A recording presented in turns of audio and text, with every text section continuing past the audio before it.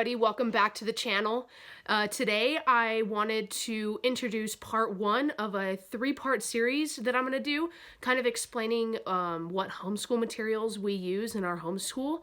Part one will be some of the things I used that maybe I liked, but we probably won't be using for the time being, or that we're going to eliminate altogether. Part two is going to be things that we're keeping for the time being and for the upcoming school year that we will start pretty soon. And then part three are going to be a lot of our supplemental materials as well as supplies and things like that. All right, so let's jump into part one. I hope you guys enjoyed this video.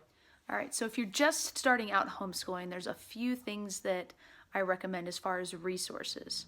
One is this book by Kathy Duffy. She also has a website, and you can also get this information off your website if you don't want to get the book. But inside the book, there is a section because it'll help you determine what kind of learner your child is, as well as what kind of teacher you are. And she gives recommendations based off of the score of what you and your child are. So like, for instance, I'm kind of a structured, rule-oriented teacher, but my kids are multi-sensory hands-on because they are younger. So it gives you ratings, and you can choose based off of her recommendation. So I have used this a lot when choosing our curriculum, as well as this other one that I'm going to show you. While I don't order my curriculum from Timberdoodle, they do have some really good kits, and I've also used them just as a guideline to see what my kids should be learning each year. And now that I've done it for more than 1 or 2 years, I kind of have an idea. But you can order their catalog, and it'll give you year by year. So for instance, my oldest child is 3rd grade, so there's these different kits. They have non-religious, and then these kits usually have religious preferences, but they have a basic, a complete, and elite.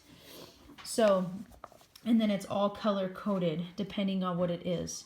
And you can go from basic, or you can individually order things that you want. So every year I kind of use those two sources as guidelines when I am choosing curriculum for my kids. The first year I went more traditional because my oldest son came from the public school system, so I wanted to kind of ease his transition into homeschooling. So I took a more conventional approach and did your basic subjects that you would normally do at a public school. Our first year came to a close, I figured out what I wanted to change and maybe tweak or eliminate for the second year. So now our second year of homeschooling, we started a little late because we moved, and so I started at the beginning of January, and kind of we have done a year-round schedule for this year. We took a couple months off for vacation during the summer, and then they will finish the end of November. We'll take break off for the holidays, and then they will pick up in January for the following school year. All right, so for the first school year, we did your basic language arts, which include spelling, reading, handwriting, and grammar. And we did math, which I'll show you what I've used for those curriculums in a second. I did a formal science curriculum as well as history. And then for the second year, what I did is I changed up the grammar curriculum for my oldest son. I added geography, and I kind of kept the same things, but now as we progress through the second year, for science and history, I've taken a more unschooling approach, which is more child-led learning. So as far as history and science, we go to the library, the kids will pick out things that they want to learn for that week, and we'll build off of that. So right now the kids are really interested in dinosaurs and different periods of when the dinosaurs existed. So that kind of goes along with history, as well as we've been learning about different presidents throughout the years. And they're really interested in reptiles right now, especially because we have gotten a new pet and we're kind of getting back into reptiles. And also because we're outside of lot, we encounter a lot of different plants and flowers and different bugs and things. So when we do find different kinds of lizards, my son really likes to catch lizards in our yard, we'll look at what kind of lizard that is. And then he got this pamphlet from our local sporting goods store. And this is really good because this is where we live, and then it shows all the different insects, bugs, different animals that live in our region. So he can come in here. And he has been able to identify those things that we find in our yard, or if we go hiking or to the mountains, he's able to use this to find those things. So that's been a really good resource. And of course, when they just have random questions or things they want to know, we do utilize the internet a lot. If they have questions, I look things up on my phone. We watch YouTube videos on things that they're interested in. They utilize the iPad for different information. And then what I have them do when they're interested in something is I found these journals on Amazon. They say the K through 2, and they're the ones where you can draw a picture and then write on the bottom. So when the kids are interested in something, they draw a picture and then we write something about it. So this enforces grammar skills and different creativity. And then this one is Parker's. So Parker, obviously, because his writing and grammar skills are a little more advanced, he tends to write a little bit more. And this is some of Parker's work that he has done.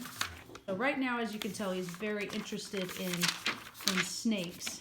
So that was one thing that I did eliminate, was a formal grammar program. Because me and my husband have found that if they're interested in something and we do the journal, that is a good opportunity for us to reinforce grammar skills as far as capital letter punctuation, such as a question mark or a period, commas where they need to be, the right conjunctions and things like that. So that is where we kind of have learned to reinforce and add grammar into what we're teaching. However, if you don't like the unschooling approach, which is kind of what we do in that case, this other program I'm going to show you, this did work very well for us, and I would consider using it in the future.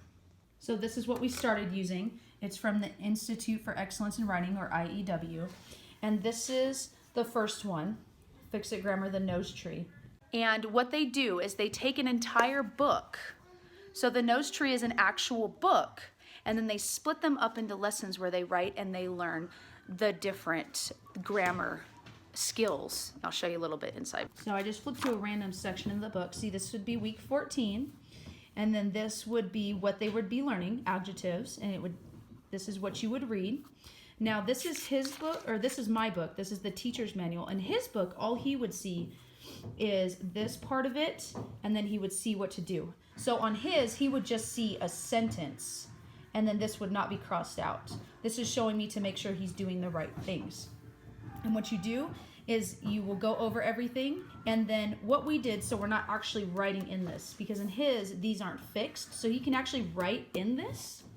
Or what we do is I let him pick out a notebook, and then we do the assignments in this separate notebook. So what he does is I have him write the sentence, and whatever we've been learning, he will fix it, and then you can go back in here and double check to make sure that he found all of them and go over anything that he needed to do. So I would highly recommend this if you want a formal grammar program. This was definitely one of my favorites. However, for this year, just like the science and history we did get rid of the grammar program because I felt like it was too much and it was overwhelming, and we could utilize other ways to learn those things. Now, I may go back to this in the future, but for right now, my kids are more interested in playing and learning through creativity and play. So I'm trying to utilize those avenues to encourage the love of learning. Now, another thing we got rid of at the end of this school year is a formal spelling program. I figured out that because my kids do handwriting, that they were learning to spell words more just by doing that actual handwriting or by writing in their journal than an actual formal spelling program.